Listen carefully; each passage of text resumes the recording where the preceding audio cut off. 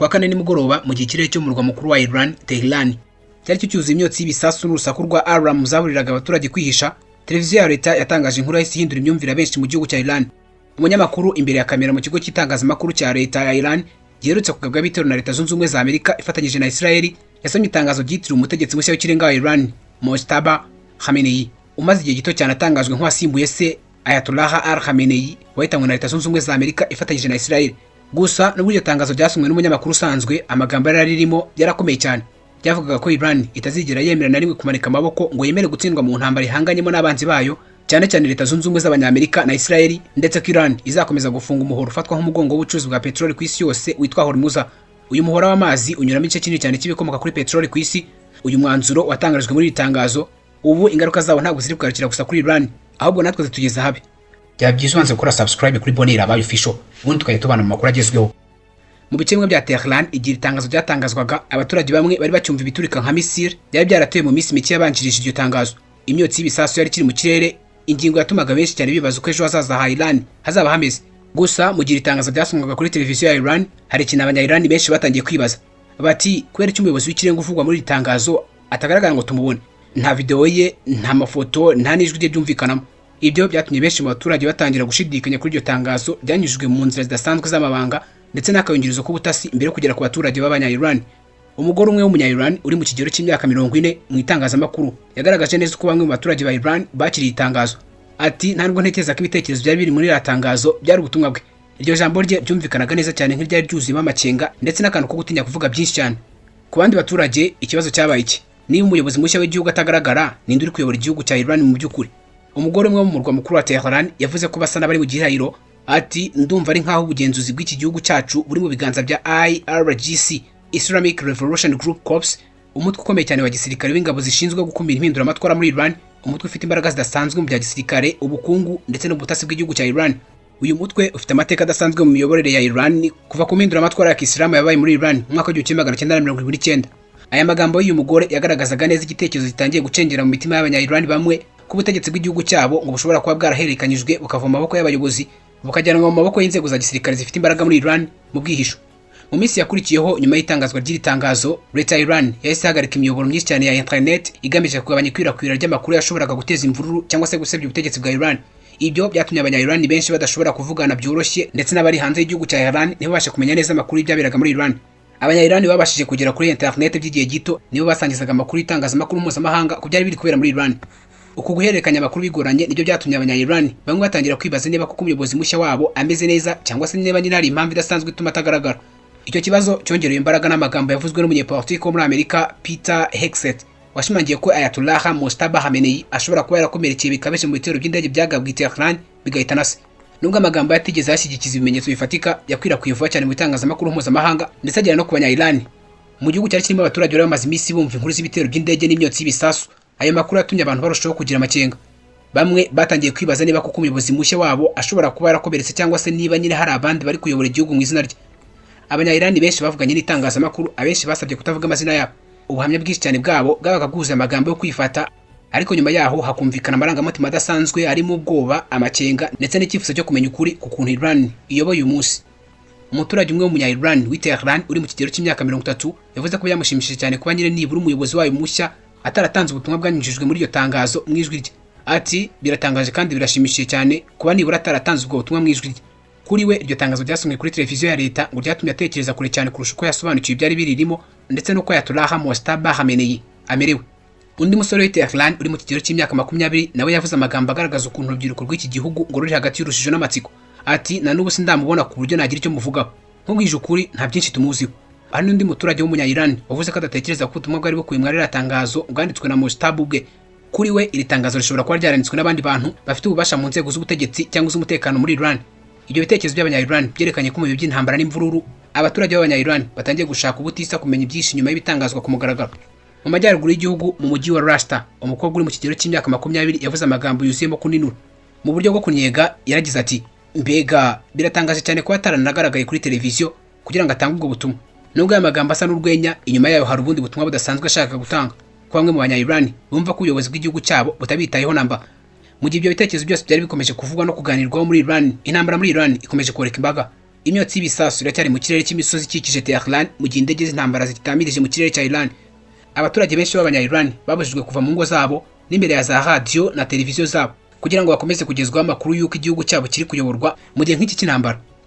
Mu mujyi wa Karaja uherereye hafi ya Tehran, undi mugabo uri mu kigero cy'imyaka 30 yavuze ko ubutumwa bwari bukubiye muri iryo tangazo bwari bugamije kugaragaza ko Repubulika ya Kisilamu itazahindura imyemerere yayo nubwo yahura n'ibibazo bikomeye. Ati, ntekereza ko bwari ubutumwa bugaragaza ko Repubulika ya Kisilamu uko umutegetsi wayo yaba ameze kose buri gihe izakomera ku myemerere yayo. Iryo jambo ryagaragaje neza igitekerezo cyari kimaze igihe kivugwa mu bice bimwe na bimwe by'igihugu cya Iran ko ubutegetsi bwa Iran bwamaze gushinga imizi ikomeye cyane mu mahame ya politiki n'idini ku buryo guhindura inzira yabwo bitaba byoroshye.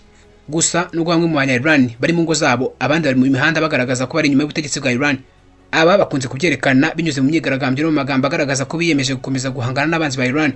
Kwa gatanu, imbaga y'abanya-Iran yateranye mu mihanda ya Tehran mu gikorwa ngarukamwaka kizwi ku izina rya Quds Days. Uyu munsi ufite igisobanuro gikomeye cyane muri politiki ya Repubulika ya Kisilamu ya Iran kuko nyine bugamije kugaragaza ko Iran ishyigikiye cyane abanya-Palestine ndetse no kwamagana politiki ya Israel mu karere k'uburasirazuba bwo hagati.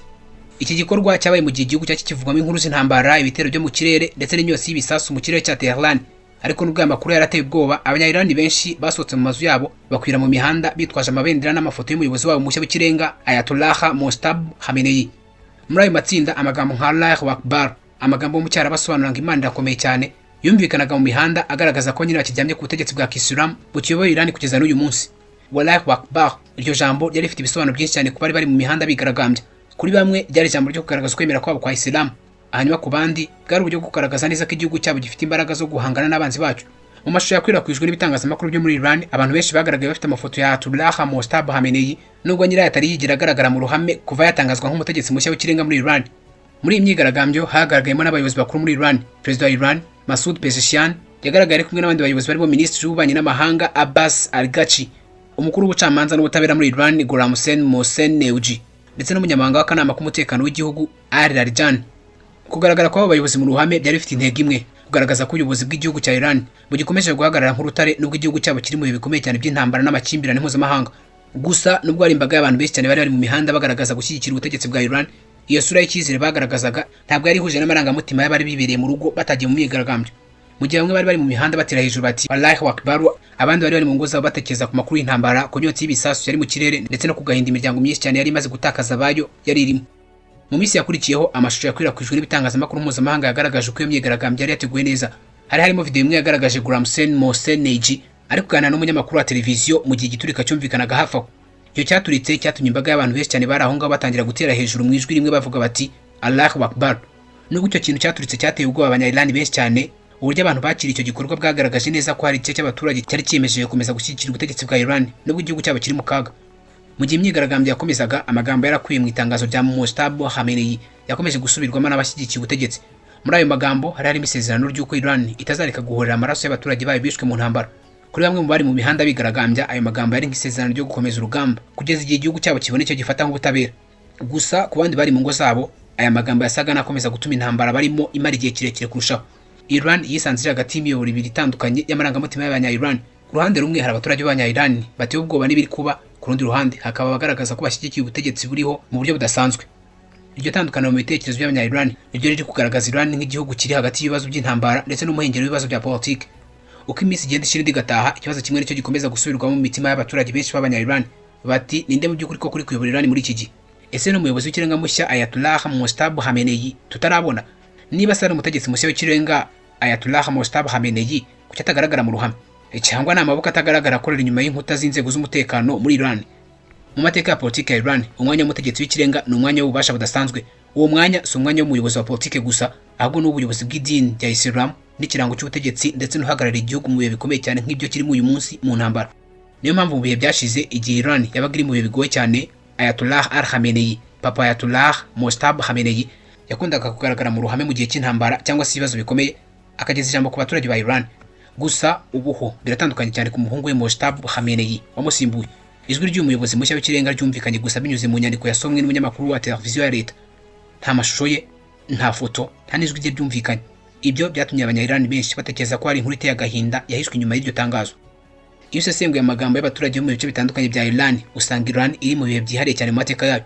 Iryo tangazo ryasomwe kuri televiziyo ya Iran.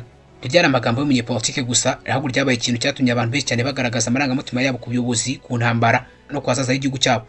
Ku ruhande rumwe hari abaturage b'Abanya-Iran bagaragaza neza ko bashyigikiye ubutegetsi bwabo, bakemeza ko Repubulika ya Kisilamu igomba gukomeza guhagarara nk'urutare nubwo nyine ihanganye n'ibibazo bikomeye cyane. Ku rundi ruhande hari abandi baturage badashira amatsiko ubuyobozi bushya buriho, bakibaza niba igihugu cyabo kiri kuyoborwa n'uwo batangarijwe nk'umuyobozi mukuru w'ikirenga Ayatollah Mojtab Khamenei. Ibyo bitekerezo bitandukanye by'Abanya-Iran nibyo bituma Iran uyu munsi iri kubarizwa hagati y'amerekeza biratandukanye. Imbaraga z'ubutegetsi bwiyemeje gukomeza inzira yabwo ndetse n'imbaraga z'abaturage bafite inyota y'impinduramatwara. Mu gihe imyotsi y'ibisasu ikomeje kugaragara mu kirere cya Iran, ikibazo gikomeye gikomeje kubazwa n'Abanya-Iran ndetse n'isi yose muri rusange ni iki: ese ejo hazaza ha Iran hazaba hameze hate? Ese iki gihugu kizakomeza inzira yacyo kiyemeje nubwo gihanganye n'abanzi benshi, cyangwa imbaraga z'Abanya-Iran zizazana impinduka mu buryo iki gihugu kiyoborwamo? Icyo kibazo nicyo gikomeje kuba mu mitima y'Abanya-Iran benshi cyane muri iki gihe, ikibazo cy'igihe kirekire, ikibazo cy'imibereho ya Iran mu gihe kizaza, ikibazo kigomba gusubizwa hagati y'imyotsi y'ibisasu ndetse n'icyizere cy'uko ejo hazaza ha Iran hashobora kuba heza hakaba hatandukanye n'uyu munsi.